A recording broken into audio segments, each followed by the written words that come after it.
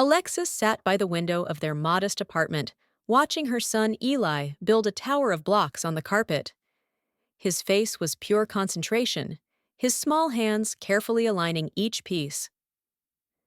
At 7 years old, Eli was a bright, sensitive boy, with a deep curiosity and a heart full of warmth. But lately, Alexis noticed the dimming of that light, and she knew exactly why. Her mother-in-law, Yelena, had always had a special bond with her niece Tatiana. Ever since Tatiana was born, Yelena treated her like royalty gifts, hugs, attention praise, while Eli got little more than a passing glance or a perfunctory pat on the head. At first, Alexis tried to ignore it, chalking it up to generational quirks or the fact that Tatiana was a girl. But the pattern had become too glaring, too hurtful. Holidays, birthdays, even simple dinners were opportunities for Yelena to dote on one child while acting like the other was invisible. Alexis had brought it up with her husband Mark, but every time he dismissed her concerns. "You're imagining things," he would say. "Mom loves all her grandkids." But Alexis could see the truth written all over Eli's face, the way he hesitated before family visits, the quiet way he asked, "Did Grandma forget me again?" Alexis tried to shield him, tried to make up for it with extra love and reassurance. But how do you explain to a child why his grandmother looks through him like he does not exist? As Tatiana's birthday approached, Alexis felt dread gnawing at her. She already knew how it would go, the spotlight on Tatiana, the golden girl, while Eli sat quietly in the corner, waiting for a recognition that would never come. And Mark, buried in work or lost in denial, would pretend not to notice. Alexis knew something had to change. She could not let another moment pass where her son felt less than. She had a choice to make, and this time she would not stay silent. Alexis knew the day was coming, but nothing could prepare her for how it would unfold. Tatiana's birthday had always been a grand affair, hosted at Yelena's house, with balloons in every corner and cake that could rival any bakery. Alexis had dressed Eli in his favorite shirt, fixing his little bow tie as he looked at her with quiet hope. "Will Grandma have a present for me too?" he asked gently. Her heart cracked a little. "Let's go find out," she said, forcing a smile. At the party, Yelena floated through the room like a queen greeting guests with air kisses and compliments. Tatiana, in a princess dress, twirled in the center of attention. Laughter, chatter, and music filled the house. Eli stood near the wall, clutching a small drawing he'd made for Tatiana. He was nervous but hopeful. Then came the gift ceremony. One by one, Yelena handed out beautifully wrapped boxes to every grandchild.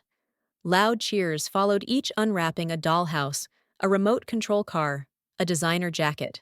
Eli waited quietly, his eyes scanning for a box with his name. But when the last gift was given and he still had none, a heavy silence fell over him. "Grandma," he asked softly, stepping forward. Yelena looked at him, her voice cold. "Eli already has everything. He does not need more." The room went quiet. Even Tatiana stopped twirling. Alexis felt her body go numb, every fiber of her being screaming to react. But it was not her who moved first. It was Mark. Before continuing, if this story has hit your heart, comment "Yes" below and subscribe to our channel for more stories that matter. Mark, who had always been blind to his mother's cruelty, stood from his seat and walked toward Eli. He knelt down and said loud enough for everyone to hear, "You deserve better than this, son." Then he stood facing Yelena. "How dare you humiliate him like this? He is your grandson." "You don't get to decide who is worthy of love," Yelena gasped. Guests whispered. But Alexis saw the most important thing, Eli's small, stunned smile. For the first time, someone had defended him. In that moment, Mark saw the truth. And Alexis. She knew everything was about to change. Mark had never been the confrontational type. He grew up in a household where emotions were bottled and mothers were always right. So when he confronted Yelena at Tatiana's birthday party, it was not just about defending Eli. It was about finally breaking free from years of silent obedience. After the party, The family left in silence. Eli, still clutching his drawing, sat in the back seat, staring out the window. He had not cried, but his silence was louder than any scream. Alexis watched Mark from the corner of her eye. He had not spoken a word either. His jaw clenched, his hands gripping the steering wheel. She could tell he was replaying the moment over and over, the sting of Yelena's words echoing in his ears. That night, after putting Eli to bed, Alexis found Mark sitting on the couch, staring at nothing. "You okay?" she asked softly. He looked up, eyes red. "I let it go too long," he whispered. "I saw how she treated him. I just never wanted to believe it." Alexis sat beside him, her hand resting on his. "You stood up for him. That mattered." Mark nodded. "It did. But it is not enough. I need to fix this." The next morning, Mark called his mother. Yelena answered with a chilly "yes" before he even said a word. "Mom, we need to talk." In person. She hesitated, then agreed. They met at her apartment, a place filled with lavish decor and stiff air. Mark looked around, suddenly aware of how uninviting it felt. "Why did you treat Eli that way?" he asked. Yelena scoffed. "I did not mean anything by it. He's just different." "He is a child," Mark snapped. "Your grandson. You humiliated him. You humiliated us. I won't let that happen again." Yelena stood silently, arms crossed, refusing to apologize. Mark walked to the door. "Until you can respect my family, we are done." He returned home, heart heavy, but soul lighter. Alexis met him with a quiet nod, knowing what had been said, without needing details.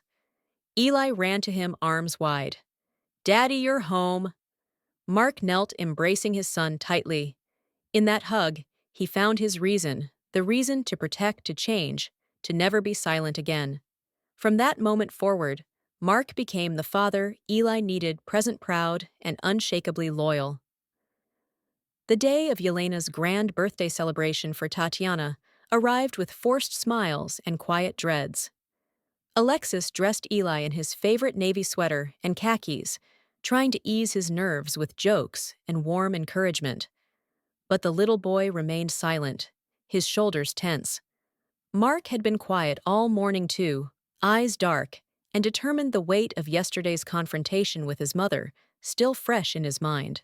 As they walked into the lavishly decorated house, balloons, lace tablecloths, and towering cakes screaming celebration, Alexis gripped Mark's hand tightly. They were not just attending a party, they were walking into a battlefield disguised in pastel. Yelena greeted them with that chilling sweetness Alexis had grown to dread, all smiles and kisses, as if nothing had happened. Eli stood close to his mother's leg, eyes scanning the crowd for signs of warmth. It was not long before the gift-giving began. All the grandchildren were called one by one, their names ringing with excitement as they unwrapped dolls, trucks, and shiny new gadgets. When it came time for Eli, there was a pause. Yelena glanced at him, then announced coolly, "Oh, it must have slipped my mind. Eli already has enough toys." The room fell silent. Alexis felt her stomach drop, her heart pounding in her ears. But before she could step forward, Mark did.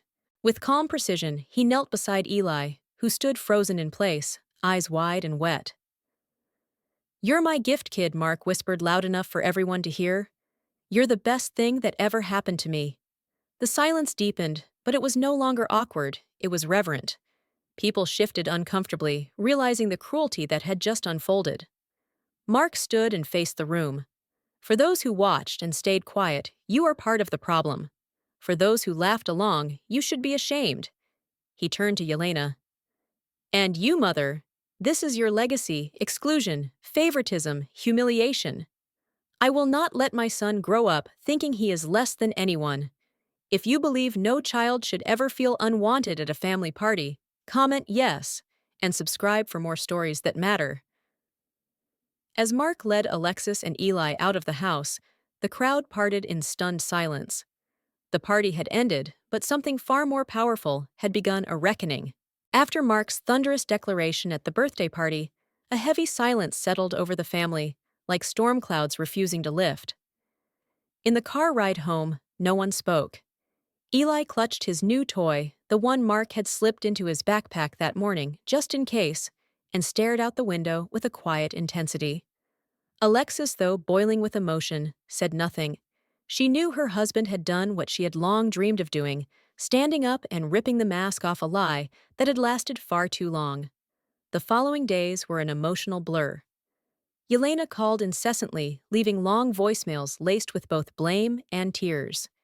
"You embarrassed me in front of everyone," she snapped in one message. "You do not understand what family loyalty means," she sobbed in another. But Mark did not answer. His silence for once was not avoidance, it was protection.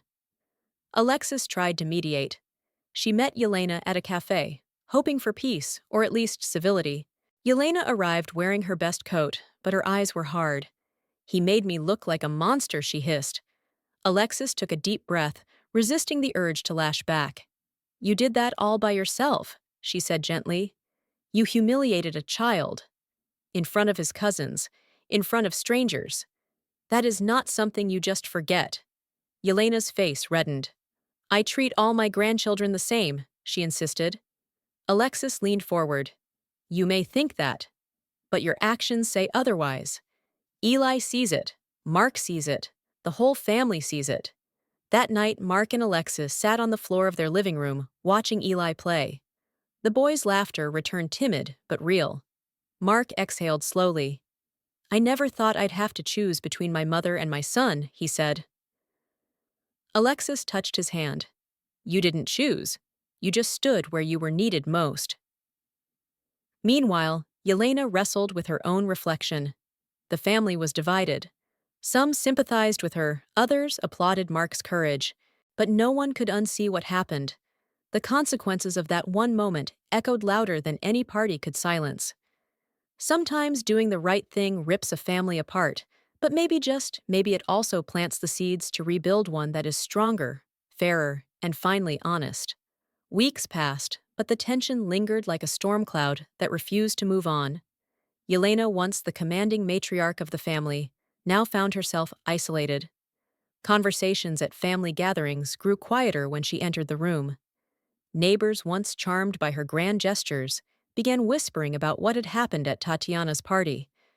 But it was not the judgment of others that haunted her. It was the look in her grandson's eyes. That dull, silent sadness. For the first time, Yelena realized the damage she had done could not be explained away or silenced with gifts. One morning, Mark received a message, "Can I visit Eli?" Just 4 words from Yelena, but they felt like 1,000. He hesitated. He was not ready to forget, but maybe he could allow space for change. Alexis agreed, though, cautiously. That Saturday, Yelena came to their apartment with a cake she had baked herself, Eli's favorite chocolate, with caramel drizzle, and a box wrapped in plain paper. No grandeur, no show, just quiet effort. Eli approached slowly, wary. Yelena knelt down and looked him in the eyes.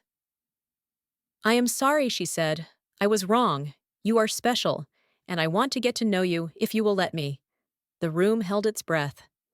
Eli glanced at Mark, then at Alexis, unsure. Finally, he nodded just once and unwrapped the gift, a book of space adventures, the kind he always begged his dad to read at bedtime. His lips curled into a faint smile. Yelena exhaled as if she had been holding her breath for years. That afternoon, for the first time ever, she sat on the floor and built spaceships out of Legos with her grandson.